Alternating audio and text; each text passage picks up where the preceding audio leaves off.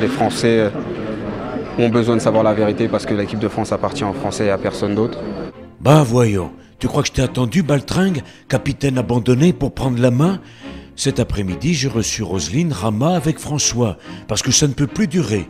Si les vieux barons du football, comme cette burne d'Escalette, croient que je vais rester les bras croisés à regarder notre pays se faire ridiculiser dans le monde entier, ils me connaissent mal, hein.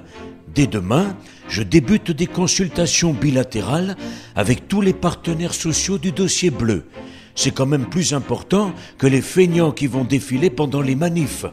Et puis tous les autres éclopés de l'équipe, eux la retraite ça les connaît. Là, ils viennent juste de la prendre. Donc je recevrai Thierry Henry. Figurez-vous que c'était justement la 10e journée du don d'organes. Ah ben nous, on donne 22 paires de pieds qui arrivent tout droit d'Afrique du Sud, mais ils ont très peu couru.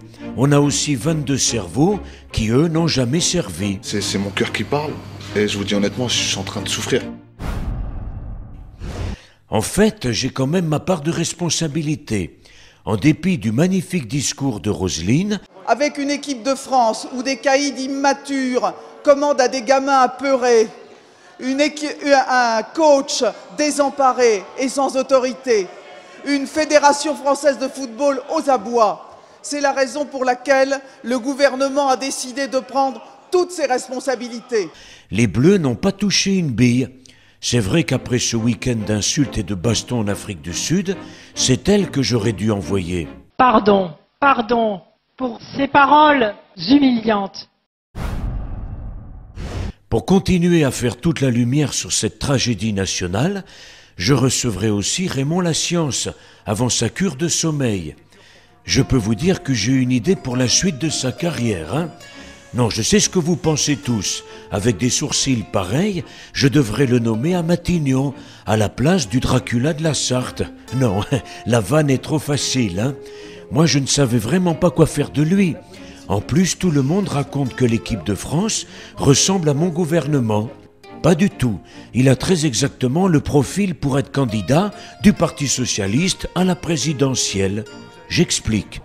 Il a triché pour se qualifier, comme Aubry bourre les urnes pour se faire élire.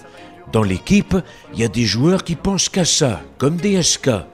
En plus, les soirs de défaite, Domenech demande sa fiancée en mariage alors que les socialistes divorcent. Ça colle. En plus, les Bleus, là, ils sont dans un état, je vous dis que ça, hein, déboussolés, déprimés, harcelés, certains au bord du suicide. Il n'y a plus que France Télécom pour devenir leur unique sponsor.